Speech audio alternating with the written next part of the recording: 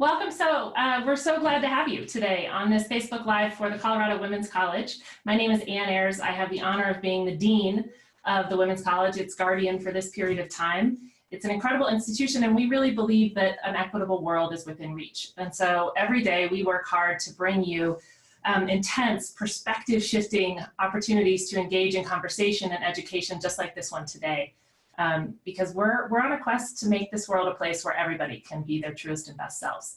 And so I could not be more excited to have Tracie Keesee with us. Dr. Tracie Keesee is here. She's the Vice President of Law Enforcement and Social Justice Initiatives at the Center for Policing Equity. Tracie founded the Center for Policing Equity to look at issues of disparities between the communities and their local law enforcement groups. So it's a research and a think tank that's doing some really powerful change-making work in the world. Prior to her work there, Tracie did just a couple of things. She was in the New York Police Department. She served in 2 deputy commissioner positions there, which is pretty remarkable, including being the first ever deputy commissioner of equity and inclusion for the NYPD. She stood up that office and that work within the NYPD. So that's pretty extraordinary. That was preceded by just a mere 25-year stint in the Denver Police Department. And so you're a retired veteran there. And so we're glad that you did a lot of your work locally, as well as in New York, which I think every American has a soft spot in our heart for New York. I want to tell you that Tracie has a Bachelor of Arts degree in political science from Metro, also a public policy certification, public administration certification, also a Master of Arts in Criminal Justice from the University of Colorado at Denver. Now this is the most important one, a PhD in intercultural communications from the University of Denver, which is how Tracie and I first got connected, diversity and inclusion certification from Cornell, and then something that not many people have, which is that she's a graduate of the 203rd session of the FBI National Academy at Quantico in Virginia. And so, so I was telling Tracie that I did a little research on her last night and I found out all this stuff, but I found something really good, which was an interview that you did with a middle school student on She Heroes, I think back in 2005, maybe? Wow, that was a long time ago. It was a long time ago. And it turns out you revealed to this really lovely middle school student who looked a little intimidated to be interviewing someone in a police uniform, that you had contemplated a career in fashion. Yeah. That's originally where you wanted to go. I did. Really? Yeah, no, right? Really complete opposites, right? So you can see how that worked out for me. Well, it did work out because when you first came to one of our board meetings, you had the best pair of pink boots, tall pink boots that I have ever laid eyes on. So, but I think on behalf of all of us, we're really happy that you ended up in the work and the line of work you did to protect our communities and to make the world a better place in a different way. So I am so glad that you're here. Thank you very much. So I think that we always just kind of have to start these days with just a how are you? How are the people in your world or sort of in your bubble, and what's going on for you there? Thank you. Well, first of all, thank you. Thank you for the invitation. And who would have ever thought that how are you would be such a loaded question these days, right? So I am so very grateful. I'm healthy. My family's healthy. Everyone's doing well.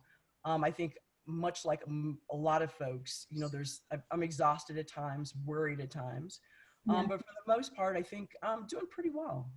Considering the circumstances we're all under, so not just me. Yeah. We, of course, had a board meeting this past Wednesday, and it was really, really neat to just kind of be with people that we've gotten to know for a few hours. And you and I were chatting yesterday in preparation for this, and I brought up the fact that one of our board members, and it was just kind of a general consensus in the room, sort of saying, we're seeing inequity in high definition. The veil has been lifted. And you shared with me an interesting response to that yesterday that I thought maybe we would start with here. And the conversation, for context, was we were, having these conversations about the inequities, and I had a physical reaction to the sort of the statement, the veil has been lifted, especially as a person of color, and when people of color have been living with disparities, such as health disparities, for so long. I clearly understood the perspective where it was coming from, but it was just a reaction. I'm like, veil. This is our lives, most of us, and some worse than others. But it was a very interesting, sort of response for me, which I had to check. And I told you I always sort of do that, ask myself, why are you reacting that way? But I think the idea that folks are just now maybe getting to the space where they understand that all things don't impact people equally. And I think, you know, even at my age, I'm still very shocked that we're still, you know, getting people there. Clearly understand it, but that was my reaction to it. Yeah. No, I think it's kind of a blessing and a curse, right? You also say that sometimes when we talk about your firsts, that they're bittersweet for you. And they're motivational to make sure that, you know, there aren't so many firsts anymore. Let's get through the first and get to the seconds and the thirds on the point where we don't have to talk about it. So it's really similar. We are seeing a lot more new, I would say, news coverage, different kinds of news coverage, different kinds of reports that are coming out from UN Women, from the Colorado Health Foundation on disparities that we're seeing.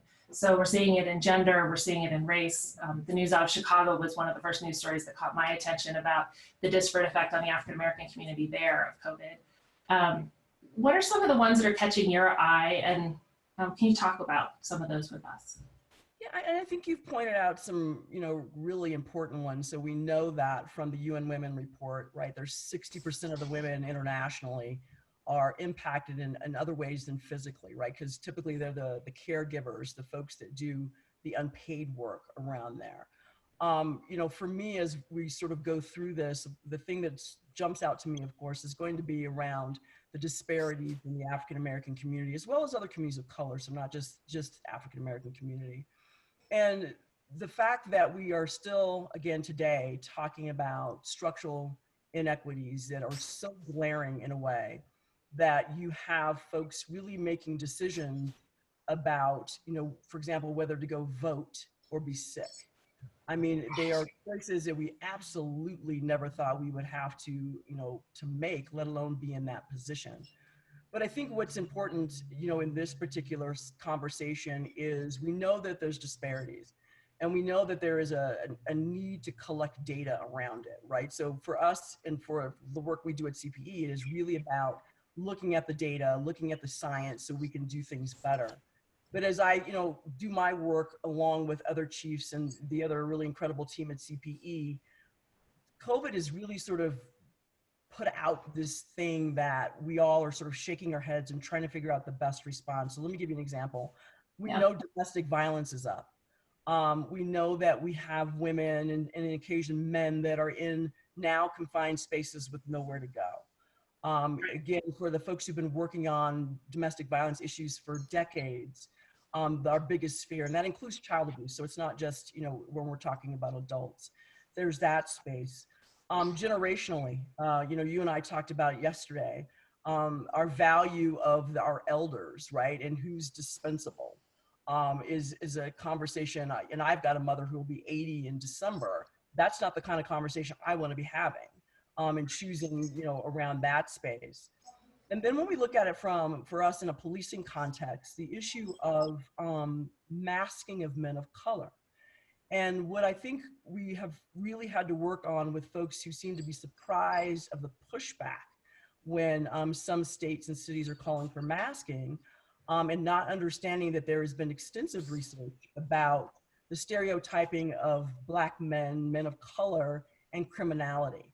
So this is a known that men have to walk around with every day. And so then to ask them to put a mask over their face with an already vulnerable group makes it even more dangerous. And so how do we have those kinds of conversation? I think, as you said earlier, you know, it really is impacting different groups differently. And we really have to be aware of what those differences are. And we have to have a diverse, you know, group of folks at the table on solutions.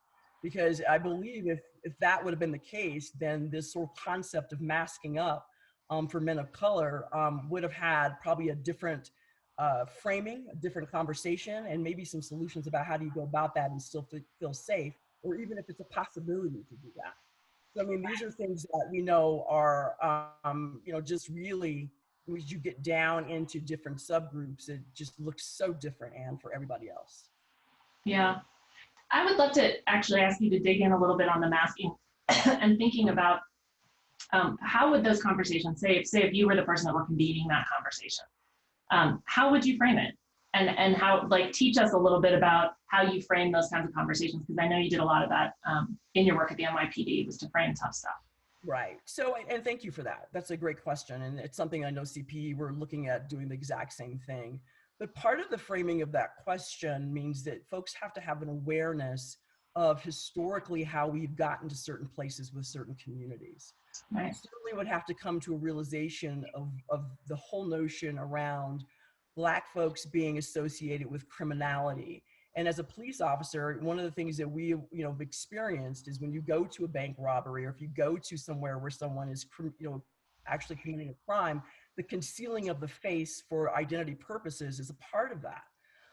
We also know that there is a danger in that if you are out, your face is concealed, and you're trying to buy groceries. If the grocery store owner believes that you are out to do harm or to injure based on a stereotype, then now we've set off a whole new different set of circumstances. So one of the things that we will always try to do is just educate folks around not just the implicit bias and the stereotypes of these pieces, but some of the historical connotations that still are present today in this space. This takes time, right? So everybody's coming at this from different perspectives, different experiences. And one of the things that we always tell folks is that your experience is no less valuable than the one that you didn't have. And so Right. you have to be extremely careful when people are in vulnerable spaces, sharing those stories and experiences, and we're providing the support around that, that you don't lay your story on top of someone else's because you think it is more valuable, or it is an experience that you think everybody's having. So those conversations are usually pretty framed. We want to make sure that we account for the lived experiences of the folks that are going through it now, but you also have to educate people of why this is an issue, why this is a problem. And then you have to begin to talk about how do you start addressing and dismantling some of those things so we can come up with different ways to approach it. And I think that part of it, and one of the things that we tell our chiefs to do, is to make sure that you get with officers and remind them, if you're going to active robberies, that you get good descriptions, that you have conversations, that you slow things down, that you get cover. So there's numbers of things that we do in those conversations. Excuse me. Okay. So let's talk a little bit also about I want to ask you to kind of take another dive into domestic violence and looking at it from a policing perspective. Knowing that this is exacerbated, and knowing also that being a first responder right now is really particularly, there's a whole new layer of being careful and cautious because you're protecting yourself not just from the situation but from the health situation. That's right. Is there anything going on there that that you could share with us? Well, I mean, there's struggles on both sides. So I want to talk about both the ability to provide safety for someone who is in a space that has nowhere else to go. And what we see with a lot of the advocacy groups that are working with domestic violence folks is trying to do just that, right? How do you help folks find other alternate places that are safe and that they can stay healthy? And, how do you get the cooperation of whether it's hotels or, alternative, spaces like schools, the churches? How do you get people connected to that? So those have also been sort of the things that have been lifted up. How do you make a phone call if your abuser's in the other room, right? How do you do these things safely? And so those conversations continue. And also with that elevated piece for law enforcement, we find ourselves now as well in some cities, gun violence is going up. And as you walk into these situations, is being aware of the volatility, things that we've always, been trained to do and learned to do, but being aware of the volatility now of maybe approaching a home where they've been confined for a very, very long period of time. And so it's really one of extra precaution for everyone, but how do you help folks now that don't have the capacity to get away or to take a train or to take a bus? And that becomes the biggest challenge. And typically when we see women in those situations, majority of the time they have children. And so now you're talking about the displacement of a family.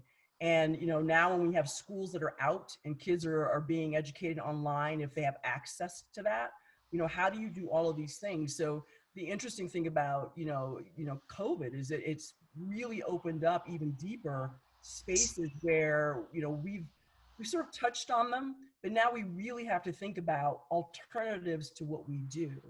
And one of the things that you and I, talked about yesterday was, you hear folks say, well, we want things to go back to normal. Yeah, And you and I both were going like, well, everybody's normal wasn't great. So we right. want to talk about what a better normal would look like. And these are the spaces we're talking about, right? So then what does this look like post-COVID, which I think we would get there. But then there's going to be some practices here that we've learned that we're not going to want to let go. And we shouldn't let go of them, especially if they're working. And so we really have to start thinking about how do we reconcile that towards the end of this pandemic.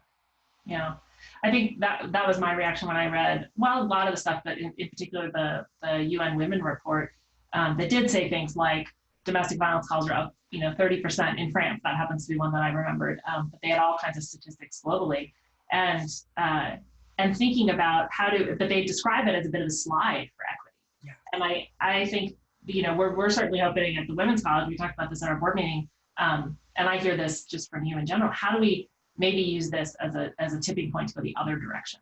Yeah, So yeah, absolutely. We talk about it. A big part of that, though, is making sure women are at the center of these conversations as well, right? Yeah. So when we talk about what recovery looks like or what does the better normal look like, there should be complete representation of perspectives and experiences around, what do we do now on the other side of this? I mean, Right. if you think about, from a policing perspective, there are, things that are not being enforced now that were part of the regular norm of policing. With policing, with crime being down in some areas and not necessarily others, the question becomes of, do we find a way now to engage with community that makes it safe on both parts? Because, equally is concerning, definitely for me, and especially with my, not just my local Denver family, but NYPD, is the fact that you have officers that are not only being exposed, that probably have been exposed and then passing that on. So Yeah. what does that look like? They themselves need to have testing and be cared for and to make sure you have that. So we're in a really, really interesting space where you should have multiple voices at the table on this piece. So, and I like the way that you talked about that. And I think that's absolutely on point. Yeah. Well, I think as we're doing that, we're putting together some task forces at the University of Denver. And you're going to get one of the calls you get from me occasionally when I say, I'm on this task force. How do we frame this? So that's coming your way, probably Monday. Just so you know. So we're also seeing some really fun stuff in terms of the way that communities are coming together. And so one of the ways that I've seen this happen at DU is, we have usually, I think it's about 3,000 students on campus in dorms. We currently have about 200, just a little less than 200. And I am just really proud of the way that DU has handled keeping those folks. So we're calling them, sort of they're refugees in some senses. They either couldn't get home because they're from somewhere internationally that was closed down, or we have a lot who are from states that were far ahead of us in terms of the curve. And so from New York, for example, and parents just don't come home. Others who have homes where they could have gone, but they have elderly people, multiple generations in that house, and they thought, we don't want you coming from, coming home right now, and just adding one more person to the mix. So DU kind of stepping up and taking care of those folks has been great. What do you see in your community in terms of stepping up?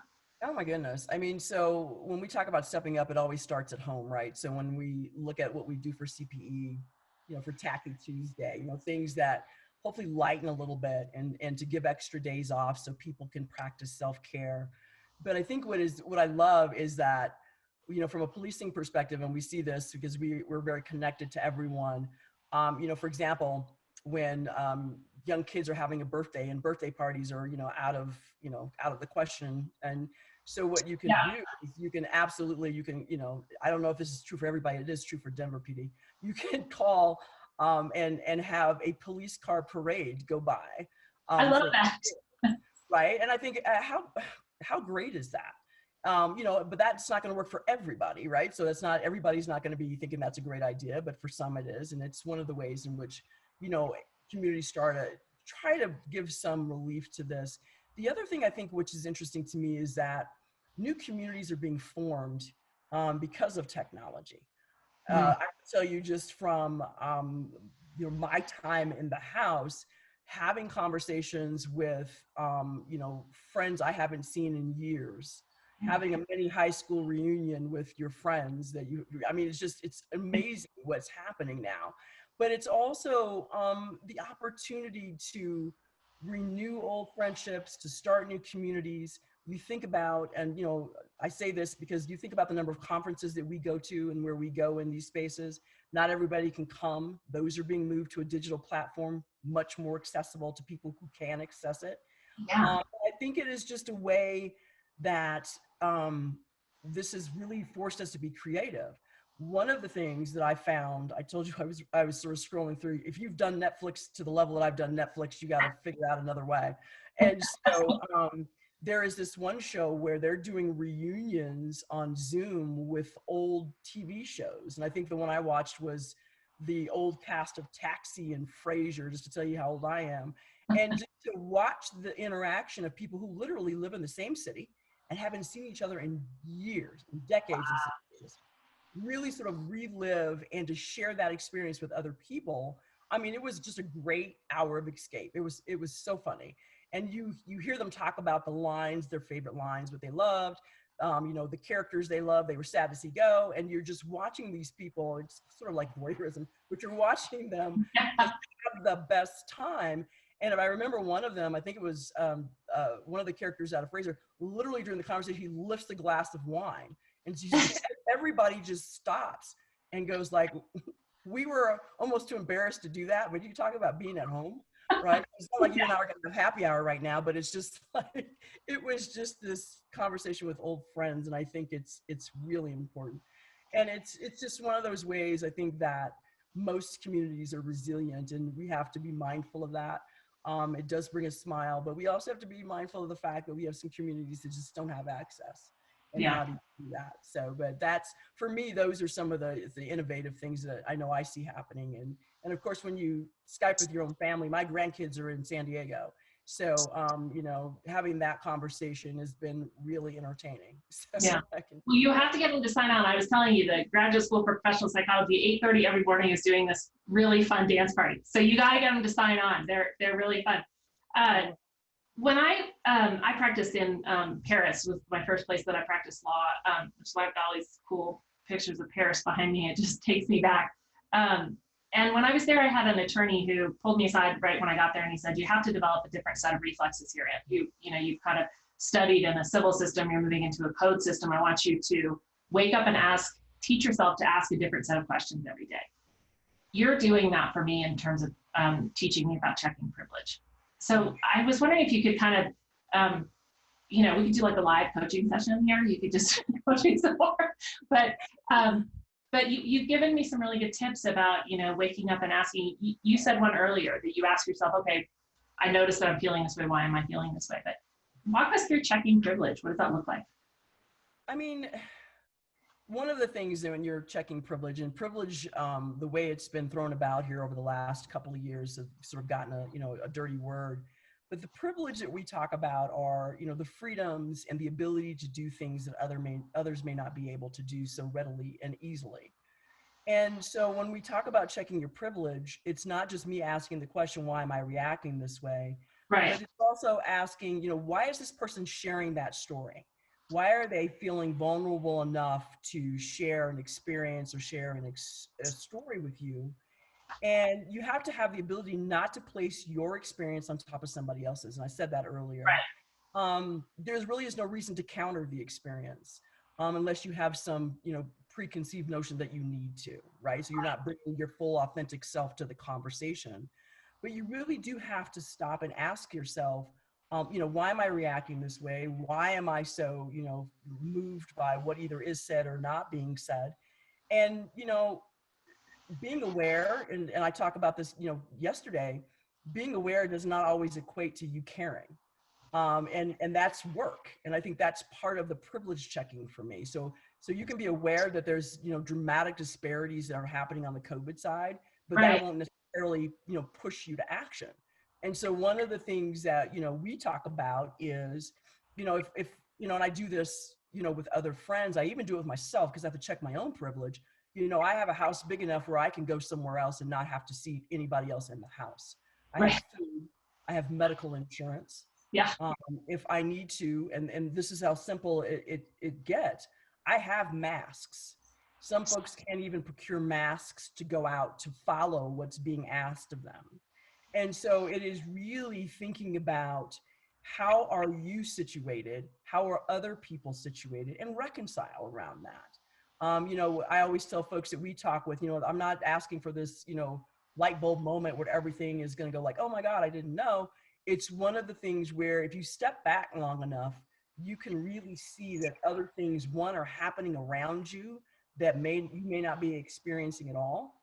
And two, if other people are experiencing other things, I think as, you know, just as citizens, we should learn about what they're going through and why. And then the question you have to ask yourself, you know, and some folks will be moved to action, other won't, but those that are is, you know, is there anything I can do? You know, is there anything that I can, you know, help with? And then, you know, we get into the conversation about allyship, and that's a completely different conversation about what that looks like. But you really do have to do a lot of self-reflection, a lot of questions. And like, much like you do when we're on the phone together, you can't be afraid to ask the questions. The questions are coming from a perspective of learning and understanding. Most folks won't be upset about that. But I can tell you when we talk about, you know, we mentioned earlier about the veil being lifted, you know, that to me was a sense of privilege checking, right? It's like, well, you know, the veil's been lifted. It's like, no, the veil has been lifted for a lot of folks. Right. And understanding that, you know, sometimes phrases and what you say, and this doesn't mean like words are, you know, are always going to be off limits, but words are very powerful. And so really trying to understand that other experience is extremely important, and it will be in our recovery. It is going to be crucially important in our recovery. And so it's really making sure we understand what it means and what it looks like. And, you know, in some cases, people co-opt words for whatever reason. But when we're talking about that privilege, we're talking about your freedom to do things, to respond. If you've got a savings account, if you've got money, all of those things. And that allows you to operate and to move in society in a very different way than other people. And so it's really having that conversation. And that's one of the things I enjoy about our conversations is just that. And the questions are never coming from I need to know so I can, you know, manipulate or make X. There's true empathy and wanting to understand what has happened here. And so I take on that lifting of the veil comment, then if that is the case, then me, Tracie, I should see a whole kind of different sort of movement happening here, right? So if the veil's lifted and you all get it and you all see it, we should not be responding the same way we did prior. So there's lots of things that are in that mix as well. But it takes work though, and it's not, you know, this is not an overnight thing. I mean, we were all raised differently. We were all exposed to different things, and unpacking that takes time. And people come from it from different directions. But there's also a reality is that, you know, the folks of color are exhausted. You get tired of holding and hosting conversations about it. But, you know, you have to begin to think really, for me, in a sort of, there's going to be some lift here for my grandkids, that having these conversations now with hopefully lifted veil, strong recognition, will something be different. And I think for a lot of folks, the jury's still going to be very much out on that. Yeah. I want to come back to that exhaustion in a minute or two. We have a question here.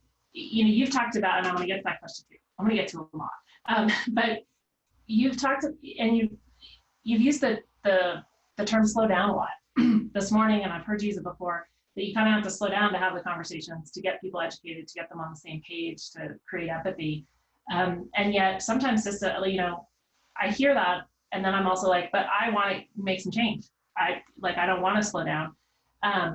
You have made some, you know, affected change in really hierarchical, really male dominated, really racially charged systems, right? Within policing. What is your approach to that? I know that's a really, really big question, but what's your approach? Because do you feel that tension between, I know that I need to slow down, but I also need to show results and make change now to get at this suffering? It's a great question. And it's also interesting if we switch perspectives here, right? So as a person of color, the need to want to make change in what I've done with my life and what Tracie's doing now, there's always been a sense of urgency for that.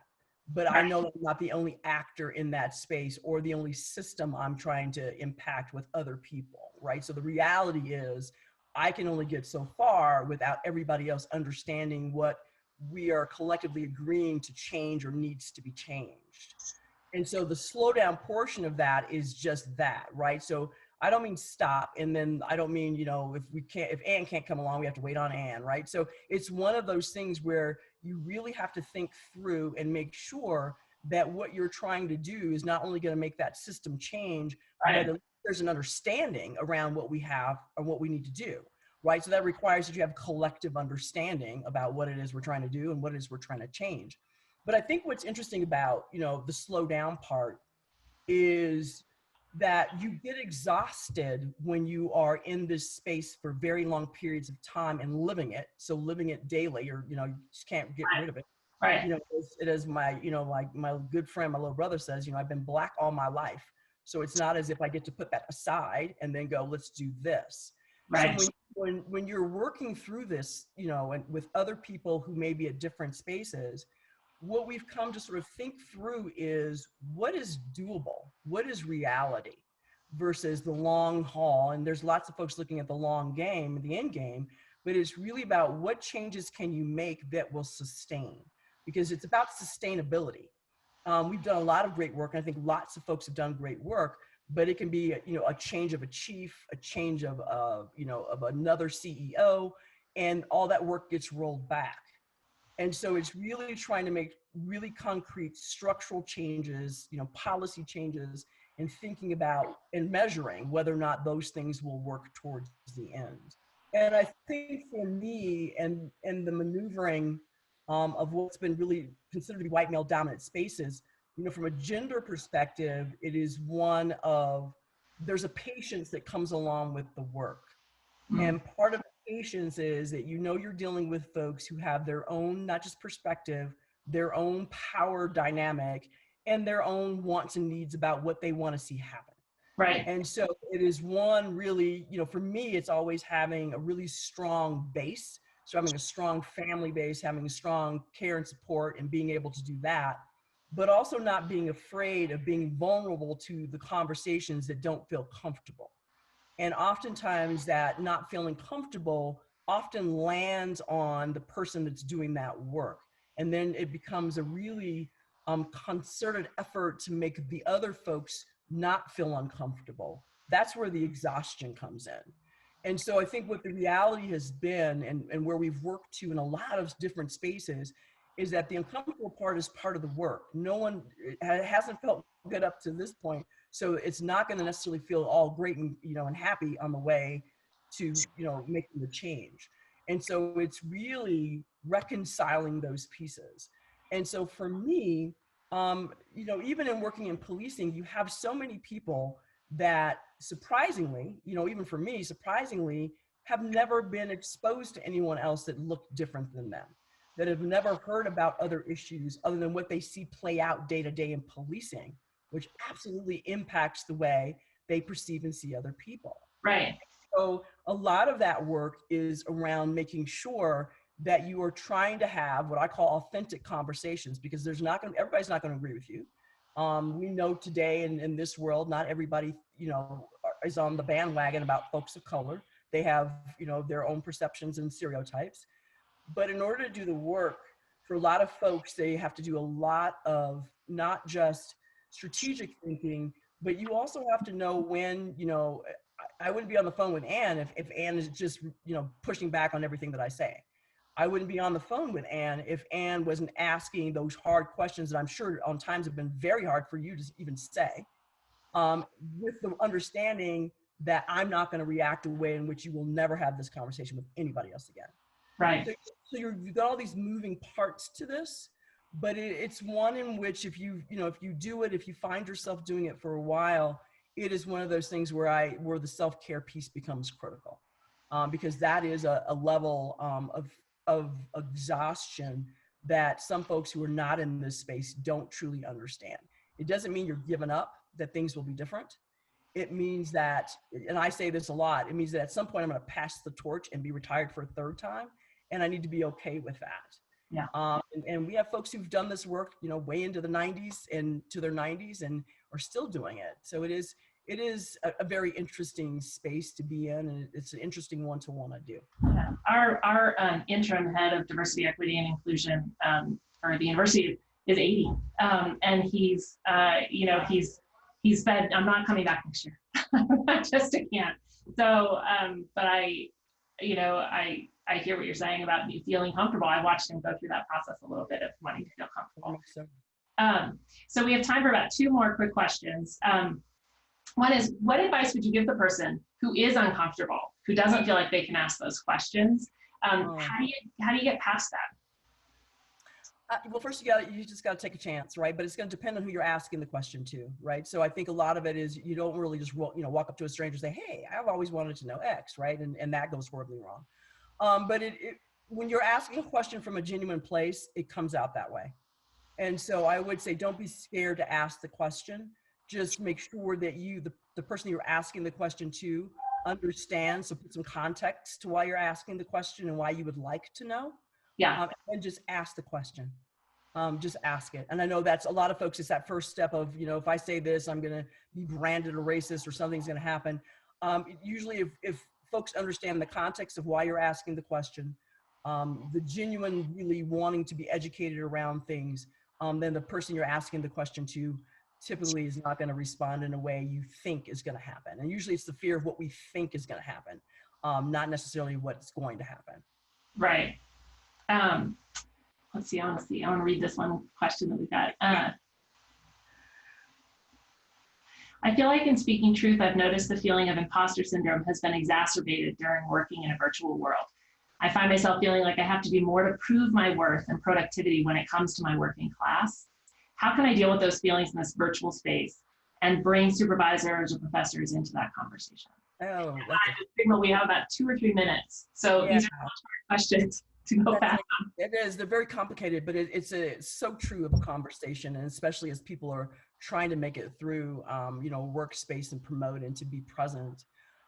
It's one of having good abilities to self-reflect on the work and the value of your work. And much like we're doing with, so some of our team members, is you should have someone to talk through that with. Right? Because it's very easy to believe that you're not worthy to be in that space, but yet there you are. And so it's really something that you're going to have to work with. And there's lots of people who have been in that space. And I know I have lots of students with conversations with students around that. And it's really one of understanding you're not the first, nor will you be the last that's ever had that experience. It is real. No one has to validate that for you, but It's one of which try to find someone else that you can talk that through. Typically, there's lots of great folks who do work around and counseling in that space. And then part of the education of, peers and colleagues and professors is doing the exact same thing, is having those conversations with them. And you'd be surprised, a lot of people don't know what imposter syndrome is. It's feeling like you're not worthy to be in that space. But it is saying it, right? It's like, I don't feel like I belong here, but you do belong, and you do, otherwise you would not be there. Right. And really the work is around what things do you need to do for self-care that support your perspective and attitude that you deserve and belong and should be there. So It's definitely something that it's something I certainly went through, and that a lot of folks went through, but it is really making sure you have, for me, having a good coach, good counselor, good confidant. And then, folks of color have always been impressed upon, you have to do more than just the mediocre, which puts that other pressure on top. But it is really one of, you belong in that space and you live your truth. And that's the biggest thing. You've got to live your truth. If you try to imposter anything else, that's usually when it sort of falls apart. So. Yeah.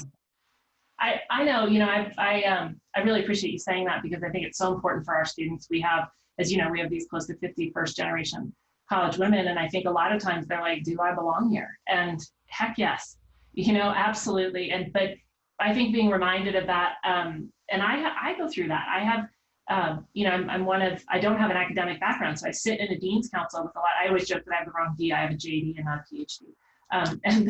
And I have that, I can have that. where I have that imposter syndrome, and I have to remind myself that I've earned a seat at that table. So absolutely. And a big part of it too is what, DU is trying to do through the Women's College, and that's to create that space, right? So when you arrive on campus, you shouldn't be going to classes and events where you're just shaking your head like, why am I here? So having that environment is also another key component of that. So, and I strongly know the board meetings and conversations we've had where, we're trying to create that. So absolutely. Yeah, we totally are. So I think I just want to say what my 3 takeaways have been. One, stop and question my own motivation, which is a way of checking privilege. What would make me want to stop that story that I'm hearing? Slow down and be willing to participate in a question that creates empathy and educates. That those having that foundation is key, and then also focusing our work on what's going to stick, what's going to be about organizational learning and not be leader dependent. So those are my 3 big takeaways that I'm leaving everybody with. And what takeaway do you have? Well, we have some similar ones though, right? So for me, there is going to be a better normal, not going back to the old normal. And so the focus should definitely be on that. Again, I think having a sense of awareness that other folks are suffering, and this thing that's happening to all of us is not happening proportionally is huge. And then I think for me, the biggest takeaway just from our conversations is self-care. Gotta practice self-care. There's fun things to do when not so fun times. And I think that's really important. And I think that it's important that folks make sure that when they see others that are suffering, that you not just acknowledge that, but if there's a way in which you can help, that you do. And if you can't do it without creating harm, then don't. Right. Yeah. I love that. Dr. Tracie Keesee, thank you so much for being here with us today. I'm so grateful. And to everyone who is able to listen live, and those of you who log on later and look at the recording, we really want this to be a conversation. And by this, I mean all of our work. So we want it to be relevant to you. And the only way it's relevant to you is if you tell us what you need and you get in and co-create it with us. So I invite you to use the Facebook page, use our website to give us feedback and input, and to add your brilliance to our work. So thank you so much. And I hope everybody has a great weekend. Bye, Tracie. Bye.